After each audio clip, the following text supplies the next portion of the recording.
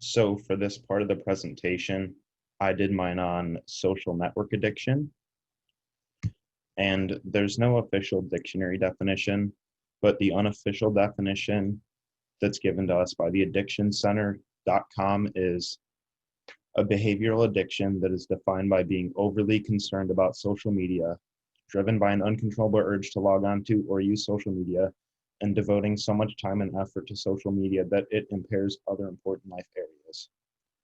Other things to mention about social network addiction is that it can be an overuse of social media. So somebody who is always constantly checking their phone and apps, and when it has an effect on their behavior directly to where it almost puts you in a different mood if you aren't able to use your phone or any of your devices to check your apps. It affects the brain similarly to substance abuse. So when your phone has a notification or you see that somebody's liked your post, it releases the same chemical in your brain that's very similar to somebody who's addicted to like drugs or alcohol to when they first get a taste of what they're addicted to. It also forces the brain to feel like it needs to pay constant attention to the screen and to almost drown out anything else that doesn't matter. And it also gives the brain a feeling of importance when you're interacting with a lot of people online. It makes you feel like you're more involved, and that can be a little bit addicting in itself.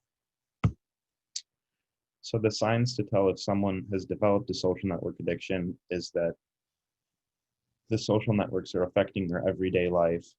If they're constantly checking their phone 24/7 with or without them getting notifications, if they put everything going on around them in the back seat almost and only focus on their phone for like hours at a time in some cases. 4 is putting yourself in danger to check your apps. An example of this would be someone getting behind the wheel and going on Facebook or Twitter. 5 is almost like a separation anxiety from your phone. So if it's away from you, then you like can't sit still and you're too worried about where it is and what's going on. 6 is performing bad habits. And an example of this would be when people wake up in the morning, sometimes they need to be on their phone for like a good half hour, or before they go to bed, they need to use their phone, almost like a requirement for them to live almost.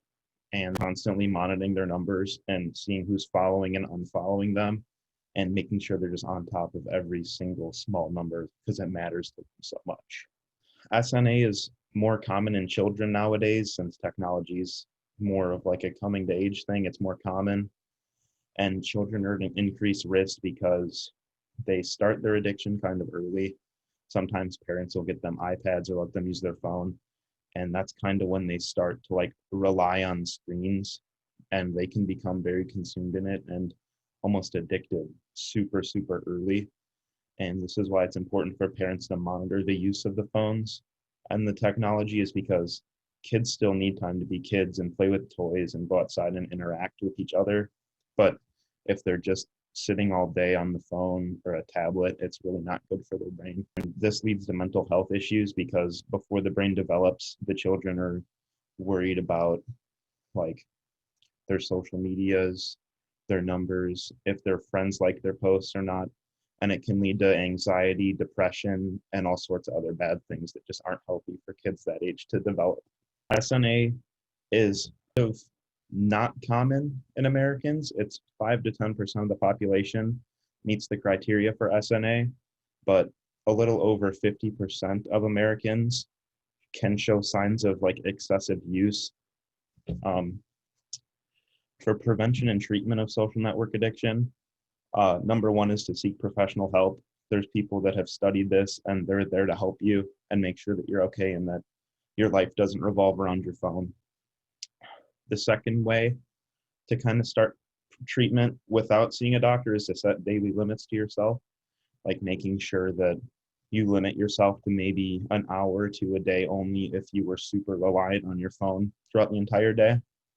Another method is a screen detox, which just means like, for example, if you have the 7 days in the week, maybe 4 of the 7 days completely not using your phone unless it's absolutely necessary. Another super common one that's been like recommended by professionals would be to distance yourself from your phone at night. So when you're laying in bed, either charge it in a different room, plug it in on your desk across the room, just so that it's not always there and you're not always thinking about it. How SNA overall affects your overall health and why it is so dangerous. When comparing yourself to others on social media, it could do a little to assuage your feelings about self-doubt. This means it could bring down your confidence to a very, very low point when you see someone who's doing better or might have cooler things, which should not be the case.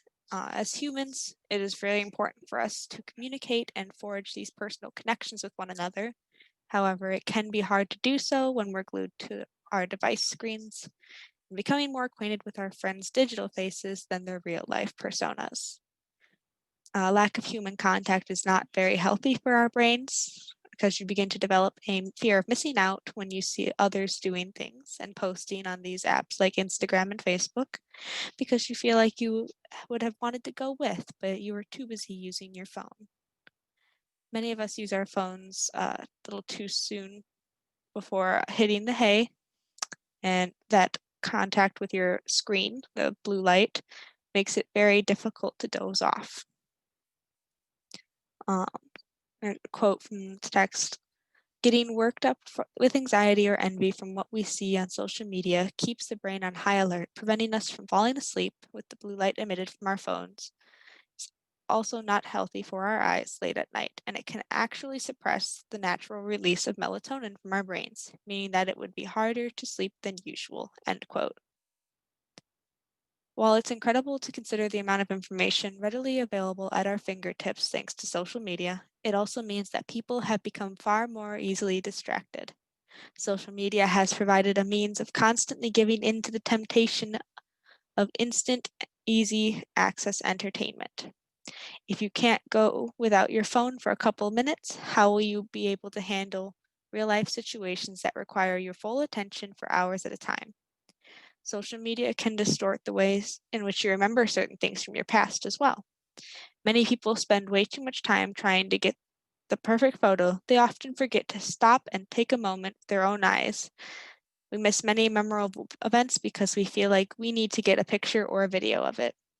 We can actually decrease our happiness when we go on vacations and see cool things because we realize we didn't take enough time to stop and smell the roses. Overall mental health issues with SNA. Social networking addiction puts a huge toll on a person's overall mental health.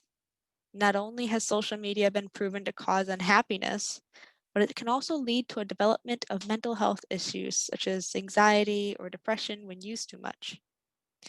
In March of 2018, it was reported that more than a third of Gen Zs from a survey of 1,000 individuals stated that they were quitting social media for good, as 41% stated that social media platforms make them feel anxious, sad, or depressed.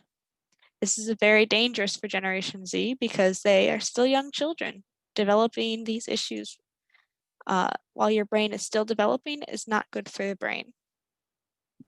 Okay, so to begin, Cambridge University conducted a study on a 24-year-old woman who, although not meeting the criteria for social media addiction, was referred to a clinic due to her excessive usage of social media. Her usage of it did cause her to completely change her lifestyle, or completely, or it completely interfered with her daily life, thus warranting the visit to the clinic. So the woman presented to the clinic was accompanied by her parents because she had been spending approximately 5 hours a day checking different social media apps, more specifically checking Facebook. From the clinic's perspective, this was one of the first indications of addiction towards them, because one should not be spending this much time on their phone or on social media, per day. She had subscribed to Facebook 8 months before her examination, and already had over 400 friends through the app.